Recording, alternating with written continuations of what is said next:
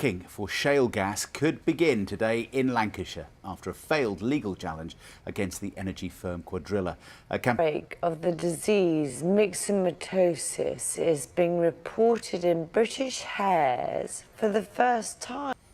The celebrations continue today for Princess Eugenie and her husband Jack Brooksbank after the pair married at St George's Chapel in Windsor yesterday. Could still be going on. For the first time in its history, Britain's most remote community will finally have a reliable 24-hour electricity supply. That might mean they're watching us for the first time at 6:30 in the morning today. Morning. Hello, Fair Isle. If you are watching, do get in touch. We just saw pictures of the royal wedding, didn't we? Yeah. Well, they can even beat that with this exhibition, this auction. Jewellery that once belonged to Francis, Queen Marie Antoinette has gone on display in New York ahead of an auction next month. Wait till you moment when it goes out under the hammer. 6:34. That's your news for you this morning. Last night there was a handful of fans on a hill overlooking the stadium. I'll explain why it was an empty stadium in a moment. But England really should have won this one. They'll be kicking themselves. Yeah, England's warped. Okay, but sloping. And about to get rather damaged, isn't it? Okay. Yeah, well, singles, losing his matches at the World Cup. He's still got a chance in the doubles, but I hope I didn't put the curse on him. Sorry, Ben. Good luck in the doubles. Along with Conor Miller of Northern Ireland, he's also competing in the doubles, but out the singles. Scotland and Wales also going for success today in the doubles. It looks really fun. I'll tell you what, it's really good fun if you've got a partner. Singles is a different level. Yeah. I think you have to be really good. But for doubles, because you get the 3 touches, a bit like in volleyball, each side of the net, you can tee it up for each other. And as long as you've got someone good on your team, you can get a good rally going. You thinking what I'm thinking? Yes, I know. It's not sloping enough, though. I can make it slow. And it's got glass in the middle. All right, next time I'll bring a football on. No, OK. Excellent, Health and thank safety you. forms. Should we catch up on the weather? I mean, the weather really is quite extraordinary. All sorts of things going on. Alina's got all the details. Morning. Good morning, Louise. In about half an hour, thank you very much. Just after 7:15, we'll have the headlines for you at 7 o'clock. But first, let's get Click on breakfast. Hello, good morning. Welcome to Breakfast with Louise Minchin and John Kay. Our headlines today, 18th of October, our main story here, and parts of the UK are facing a second day of travel disruption and flood warnings as Storm Callum continues to bring heavy rain and strong winds to many areas. Yeah, one village in South Wales has spent the night on evacuation alert because of rising floodwaters, and passengers had to be rescued from a train yesterday after it became stranded.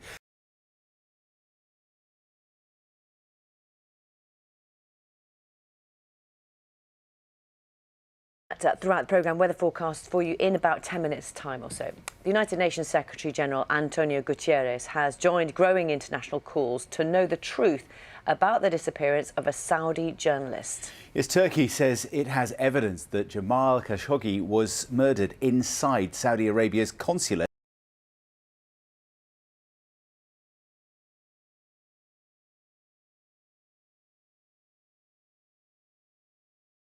As lies. Our reporter Bill Hayton. Here, an amnesty is being launched today by the NHS to stop thousands of nearly new crutches and wheelchairs going to waste. Patients will be able to return equipment or for reuse or donation to charity. Hospital bosses say it is to reduce costs and the impact. At least 8 climbers have died on a mountain in Nepal after their camp was devastated by a violent snowstorm. Queen was among 850 guests at the ceremony and watched as the 9th in line to the throne was given away by her father, Prince Andrew. Daniela Ralph was there. Pictures in all the papers this morning. Robbie Williams was one of those celebrity guests at the service, but it was his daughter Theodora who's been making a few heads. Absolutely. It's 11 minutes past 7. Morning. We'll have a look at the papers, actually. Lots of pictures from that wedding in the papers a little bit later. Let's take you back to one of our main stories. The UN Secretary-General has joined those demanding a proper investigation into the disappearance of Saudi journalist Jamal Khashoggi. Yes, Saudi Arabia has repeatedly denied responsibility, but Turkey now says it has documentary evidence that Mr Khashoggi was murdered inside the kingdom's consulate in Istanbul. Well, the editor of the news website Middle East Eye, David Hurst, knew him extremely well. He joins us from central London now. Morning to you. Thank you so much for joining us. I know that you knew him well. You saw him recently. Just tell us a little bit about the sort of person he was. He was a modest man. Tall and made him fearful, which you've just told us are truly shocking. What do you make of the fact that this happened in a consulate as well? What do you think happens from here? Because we can see that, the international community getting more and more involved into this story. What do you think happens next? Slightly short of time, but thank you very much indeed. David Hurst, who's editor of the Middle East Eye. Obviously, so many unknowns with regard to what happened, and we will continue covering this story here on BBC Breakfast.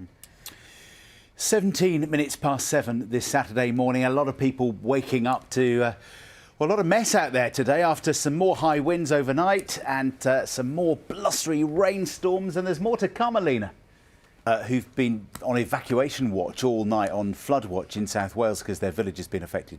So hopefully get the latest from there very shortly. Now it's 20 minutes past 7. As most people probably know or feel, as we get a bit older, our bodies become more stiff and it becomes harder to move. Yeah, but now a hospital in Cambridge has come up with a plan to alleviate the problem by getting patients to dance and finding that it's improving morale as well as mobility, as Katie Silver reports. Looks like a really good idea. Oh, hello. Oyster reefs. You suddenly went to black. Oyster reefs are amongst the most endangered marine habitats on Earth. More than 80% of them have been lost over the last 2 centuries. Yeah, but now a team in Scotland is attempting to change things by rebuilding oyster reefs in the Dornoch Firth that were fished to extinction more than 100 years ago. It's the first time it's ever been attempted. And you've brought in some examples as well, because you're going to make the seabed look a bit more like this. Yes, that's right. I mean, we've embarked on this project to restore oysters to the Dornoch Firth. That's long been lost, and that's the novelty of this, is we're actually sort of... Tell you about the main stories from BBC News for you. And Storm Callum is continuing to cause flooding and high winds as drivers and rail passengers in some parts of the UK are being warned not to travel. The NHS so they can be reused. All climbers have died on a mountain in Nepal after their camp was devastated by a violent snowstorm. It happened on this stadium last night, so they found a hillside to try and watch the game. You can watch through over the stadium, overlooking the stadium through the fence. We've got some shots of it in a moment, and they didn't see any goals. Yeah. That is dedication for you. I suppose it was nice weather. Croatia's a beautiful place to visit for a little weekend away, but on a as wet for night. 7:38.